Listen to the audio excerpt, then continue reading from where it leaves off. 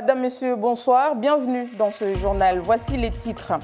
Un moratoire de 6 mois sur les hausses des taxes carburant. C'est l'une des annonces faites ce matin par Édouard Philippe, le Premier ministre, afin de désamorcer la crise avec les Gilets jaunes. Les différentes concessions du gouvernement dans un instant. Également dans l'actualité, l'affaire Nafuanti. La jeune femme a perdu sa jambe dans un accident de circulation le 30 juillet dernier, boulevard des Crabes. Le verdict très attendu a été rendu ce matin. Le chauffeur est relaxé, mais Nafuanti va faire appel. 6 ans pour obtenir la démolition de ces cases construites illégalement à la Vigie. Le conservatoire du littoral a donc finalement eu gain de cause. Les familles de 4 habitations vouées à la destruction ont dû plier bagages. Les cases sont situées sur une zone naturelle sensible.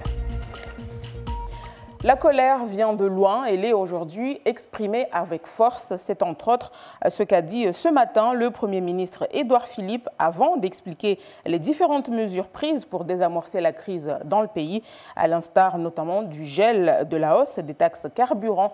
Les précisions de nos confrères de France 2. Suspendre les taxes pour tenter de calmer la colère des Gilets jaunes. Édouard Philippe l'a d'abord annoncé ce matin aux députés de la majorité. Mais sitôt rentré à Matignon, il prend la parole. Aucune taxe ne mérite de mettre en danger l'unité de la nation. Je suspends, pour une durée de 6 mois, ces mesures fiscales. Elles ne s'appliqueront pas avant d'être débattues par toutes les parties prenantes. Nous voulons, dans ce laps de temps, identifier et mettre en œuvre des mesures d'accompagnement justes et efficaces. Un moratoire pendant 6 mois, d'abord sur le carburant. En janvier 2019, les taxes devaient augmenter de 6,5 centimes pour le gazole et 2,9 pour l'essence. En faisant une croix sur cette hausse de taxes, le gouvernement devrait perdre 2 milliards d'euros. Moratoire aussi sur le prix de l'électricité, qui devait augmenter de 4 à 7% l'an prochain. La hausse des taxes sur le gazole non routier pour les professionnels est aussi reportée. Même chose pour le contrôle technique, qui devait devenir plus strict et donc plus cher l'an prochain. De quoi satisfaire les députés de La République En Marche. Qu'est-ce qu'on vous a annoncé lors de cette... C'était nécessaire pour retrouver l'apaisement dans le pays. Je crois que ça, c'est première étape. Cette pause, cette suspension, le temps que soit imaginé dans la concertation sur les territoires de nouvelles mesures d'accompagnement pour les citoyens, pour les acteurs. Je pense que c'était important qu'il y ait des mesures d'apaisement qui puissent être adressées aux Français. Des concessions importantes sur la taxation de l'énergie.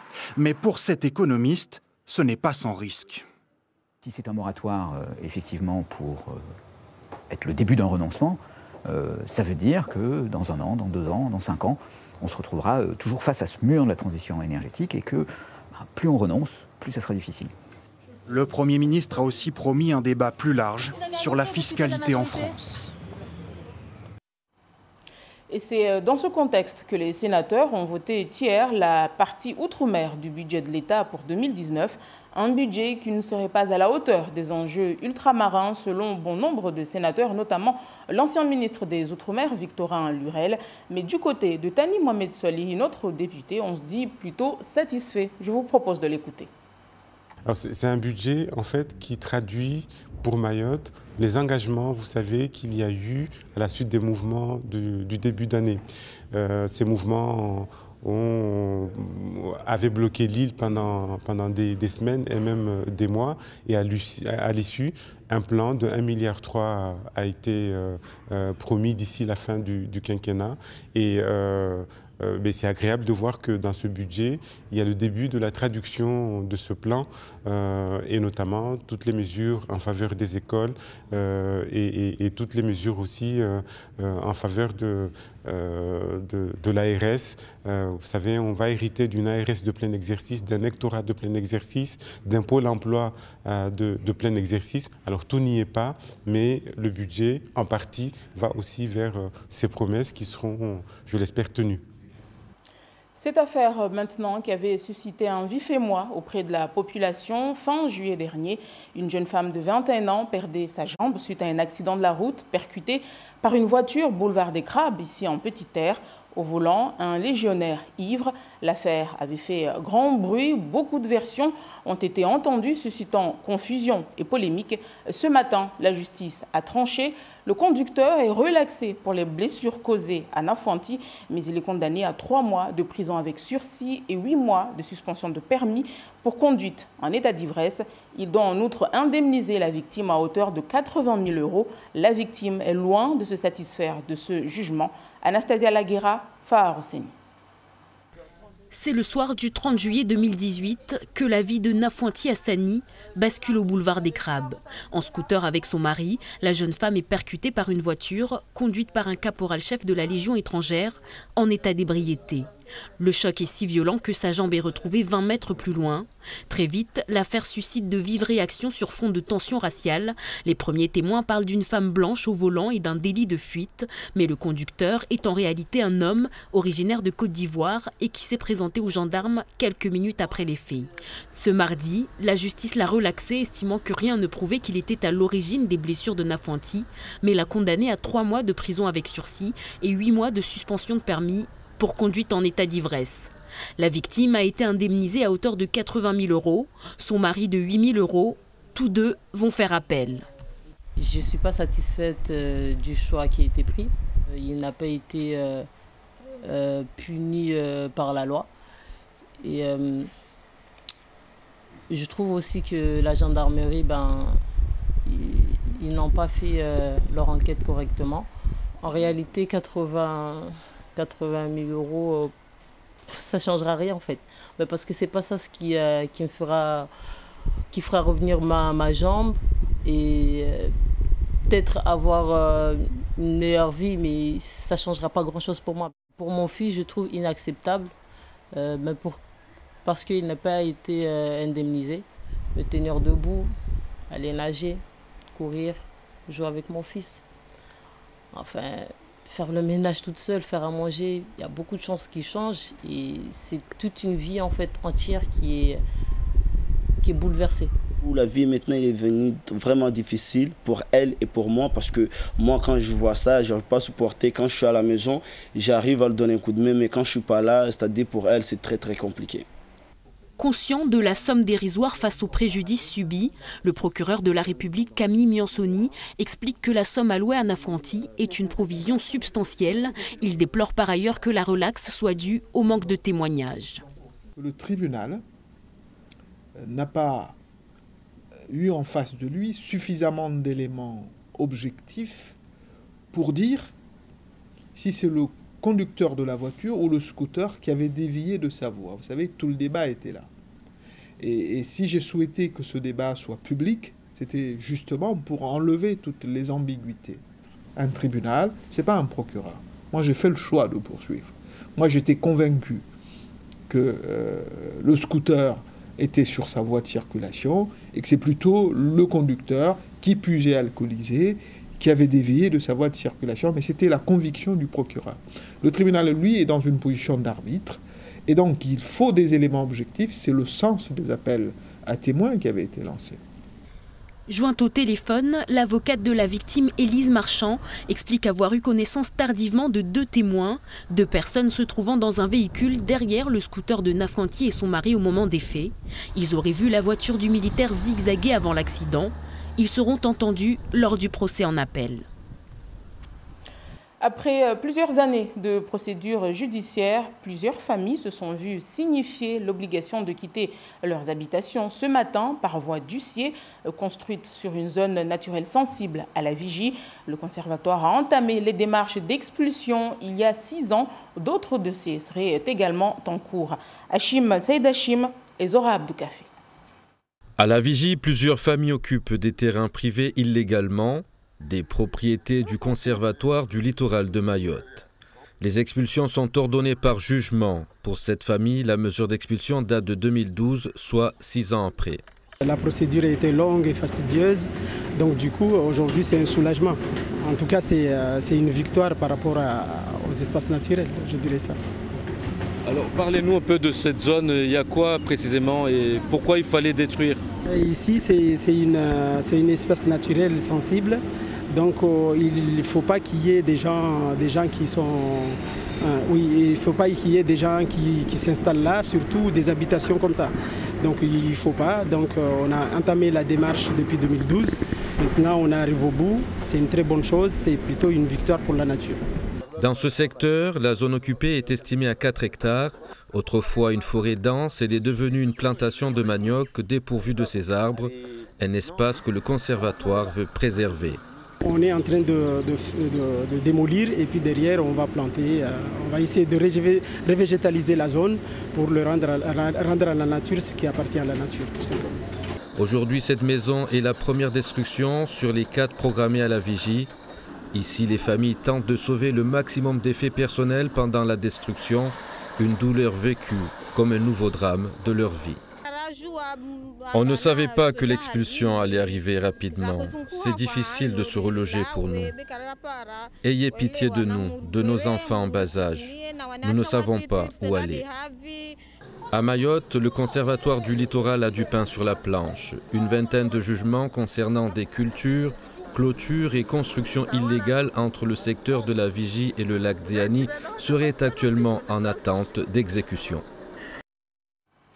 On en vient à présent à la 7e édition de l'université rurale qui a débuté hier. Cette manifestation qui se tient chez nous cette année est organisée par le conseil départemental. Elle réunit tous les 2 ans les acteurs de la ruralité de la région. Ils viennent de l'île Maurice, de la Réunion, voire de l'Afrique du Sud. Tous se retrouvent pour discuter de la valorisation des économies rurales. C'est une université donc pour la première fois chez nous. On écoute Siti Frahati Saïd Hachim, chef de service agriculture, pêche et programmation au conseil départemental. La population mahoraise va forcément en tirer profit de cette organisation de l'université rurale de l'océan Indien, puisque cette population est très attachée à la notion de ruralité et au travail de la terre. Nous avons choisi de mettre en avant l'agriculture, la pêche et l'aquaculture par rapport à cette 7e édition de l'université rurale de l'océan Indien. C'est une notion qui est très ancrée à Mayotte puisque les populations sont très attachées à leurs terres. Des échanges vont avoir lieu entre les différents acteurs du développement local de Mayotte. Des résolutions vont être signées à la fin de l'UROA et nous, conseil départemental, nous nous attacherons à mettre en place ces résolutions et à les faire appliquer sur le territoire. Siti Frahati Saïd Hachim au micro de Youssouf Ahmed Matoir. On reste dans le domaine rural et agricole avec les différentes actions menées tout au long de l'année par le réseau d'innovation et de transfert agricole, le RITA, en faveur des agriculteurs locaux. Voyons comment les agriculteurs exploitent les recommandations du RITA dans ce reportage tourné à Akwa, dans Liad Bouanaïssa et Daniel Abdou. Nous sommes dans l'exploitation de Le Gaucher, agriculteur depuis de nombreuses années. Le Gaucher réalise aujourd'hui combien la culture sur brûlis a été néfaste pour l'agriculture et l'environnement. On peut labourer son champ sans mettre le feu. Le feu détruit le sol et, quand il n'est pas maîtrisé, il se propage dans les autres champs, tue tout au passage les oiseaux, les hérissons et autres bêtes. Dans son champ, il entretient le sol en le couvrant des feuilles mortes ou sèches qui tombent des grands arbres. Le Gaucher a planté une 50aine de bananiers qui respirent la sainteté à sa plus grande satisfaction. Regardez, j'ai mis en application toutes les recommandations des spécialistes. Voyez vous-même les bananiers, je les ai plantés cette année. Ici, ce sont les haricots qui leur apportent le plus grand bien. Ils protègent le sol du soleil et le nourrissent. En ce moment, il y a beaucoup de soleil et nos bananiers ne souffrent pas. Il y a également installé des piquets tricolores pour différencier ces plantes et voir comment elles se développent suivant les recommandations du réseau et augmenter ainsi la productivité. Aujourd'hui, nous avons pris conscience de l'évolution des méthodes. C'est vrai que c'est très important de protéger les cultures. Avant, on raclait le sol. Maintenant, on le protège avec les plantes, les feuilles qu'on coupe. On ne jette plus rien. On couvre le sol avec. Ils le rafraîchissent. Ces feuilles deviennent du fumier naturel et donc bénéfiques pour les bananiers. Ils sont protégés du soleil et poussent bien. Tout comme les autres agriculteurs, le gaucher veut produire en meilleure intelligence avec la nature en protégeant et retenant en cas de forte pluie les sols. Pour une meilleure agriculture aujourd'hui et demain, peut-on dire que l'agriculture mahoraise est aux portes d'une révolution verte? En tout cas, les spécialistes du réseau d'innovation et de transfert agricole, le RITA, sont confiants. Beaucoup de progrès ont été réalisés et une dynamique d'innovation agricole gagne les agriculteurs.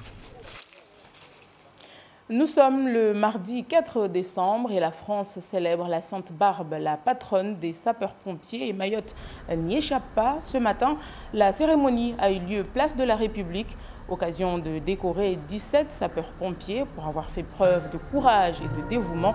C'est aussi l'occasion de rendre hommage aux hommes et aux femmes ayant perdu leur vie dans l'exercice de leurs fonctions. On écoute le lieutenant-colonel Frédéric Robert, commandant en second de sapeurs-pompiers. Il est au micro d'Abdou Kafé Mohamed. Aujourd'hui, nous avons d'abord, au cours d'une cérémonie ici sur la place de la République, nous avons commencé par rendre hommage à nos camarades tombés en service dans l'exercice de leurs devoirs. Ils sont au nombre de 5 cette année. Puis nous avons mis à l'honneur nos camarades mahorais, certains de nos camarades mahorais. Certains ont reçu des récompenses sous forme de médailles pour actes de courage et de dévouement notamment.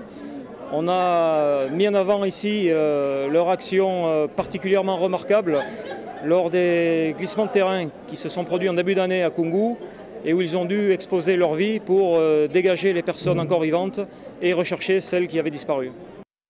Voilà donc pour cette réaction du lieutenant-colonel Frédéric Robert, commandant en second des sapeurs-pompiers. Sport avec le retour des handballeuses de Bouéni au village après avoir participé pendant une semaine à la CCOI, la Coupe des clubs champions de l'océan Indien. Une édition en 2018 qui s'est terminée sur de bons résultats pour le handball mahorais. On le rappelle, Tingoni chez les hommes termine 2e alors que Bouéni chez les dames prend la 3e place. Les filles de Bouéni ont donc été reçues en grande pompe ce matin à la mairie de Bouéni. Un hommage de tout le village pour célébrer ces championnes. Parmi elles, Yasmina Saindou, désignée meilleure joueuse de tournoi. On l'écoute au micro de Costa Bahar. On a joué ensemble. Depuis les entraînements, on s'est toujours dit qu'il fallait qu'on soit ensemble, qu'on soit unis si on voulait gagner tous les matchs. Malheureusement, on n'a pas gagné tous les matchs, mais on a fait le nécessaire. Et c'est pour ça aujourd'hui on a fini 3e. On s'est donné à fond et voilà, on a eu la 3e place. Je suis contente et je suis fière de mon équipe parce que c'est grâce à mes coéquipières si aujourd'hui j'ai eu ce titre. Et je remercie mes coachs et le consultant qui est Hassan Ali, qui nous a suivis du début jusqu'à la fin du tournoi. Et pour terminer, on en vient à l'inauguration du premier centre d'affaires et d'établissement public du département, à la fois moderne et traditionnel. L'immeuble a été inauguré hier à Kaweni. Il va accueillir plusieurs administrations, dont la Caisse de sécurité sociale, Pôle emploi. Il s'agit avant tout de faciliter les démarches de la population. Visite guidée, Chafanti Ali Bako, Youssouf Ahmed Matoir. Bienvenue au centre Kinga, situé dans la principale zone d'activité de Mayotte, Kaweni. Il comprend 16 500 mètres carrés de locaux d'activité répartis en 3 bâtiments. Des locaux qui abriteront de nombreux services utiles à la population. Il y a pas mal d'occupants. Nous comptons la sécurité sociale, l'ARS, le SDIS, Pôle emploi, prochainement l'INSEE. Nous avons une crèche, un centre social. Donc il y a environ 7 utilisateurs connus à ce jour. Il y a un restaurant qui est également projeté dans un des bâtiments. Et il reste 2 locaux disponibles. Un local disponible de 153 mètres carrés et un local de 200 mètres carrés. Conçu par le cabinet Quadra Architectes, l'immeuble se veut fonctionnel, accessible et respectueux de l'environnement. Le paramètre environnemental principal, il part de la ventilation naturelle. Et il parle aussi de l'ensoleillement des locaux. Donc c'est pour ça qu'on a des façades qui sont très différentes en fonction de l'exposition. On a aussi calculé la dimension des fenêtres pour générer des flux d'air à l'intérieur des locaux et essayer de minimiser le recours à la climatisation, à la dépense énergétique. Une crèche publique dotée de 60 places est disponible sur le site, mais attend encore son exploitant. La sécurité sociale de Mayotte, qui possède la moitié des locaux, est encore en plein agencement de ces espaces, environ 8000 mètres carrés. Seul Pôle emploi accueille déjà le public et leur avis est mitigé. C'est bien, c'est une bonne idée.